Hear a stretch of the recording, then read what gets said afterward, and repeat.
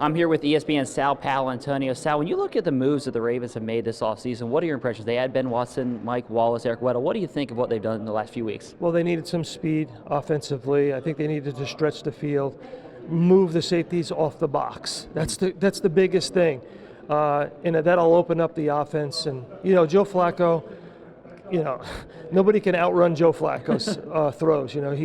He's got such a cannon of an arm. And this team, to me, the one thing that they need without a doubt, and, Brashard Perryman was such a disappointment last year as a first-round pick, they need speed and a deep threat offensively. Mm-hmm. So if Wallace can work out, that would be huge.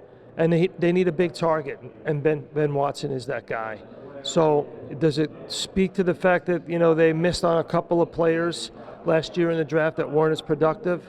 Yeah, it does, but that's the great thing about the Ravens organization is they rebound and they figure out what their mistakes are, and they're good at self-evaluation. I'm just interested to see how fast Joe Flacco comes back. Right. I know everything about sports science is improved, and these guys come back from these knee injuries, but his was pretty involved. He's a great athlete and a strong young man. And I would be really happy to see him get back on the field as quickly as possible. Yeah, is the expectation in your mind that he will? Does it? Sometimes it takes guys a little length of time to kind of get back. Or does he come back and is he the same Joe Flacco we've seen the last 8 years? He's such a tremendous athlete and has such tremendous strength. I was surprised that it even happened to him. I thought that he was indestructible, but I guess not.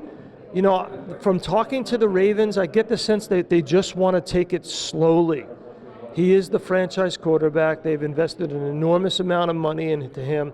He's not going anywhere. He's the future of the team. There's no need to rush it. Mm-hmm. A lot of times when we look at free agency for the Ravens, you think of the first couple weeks, it's going to be radio silence. Maybe they lose some guys. It was the opposite this year. Were you at all surprised that they went out and they made some of these moves that they made?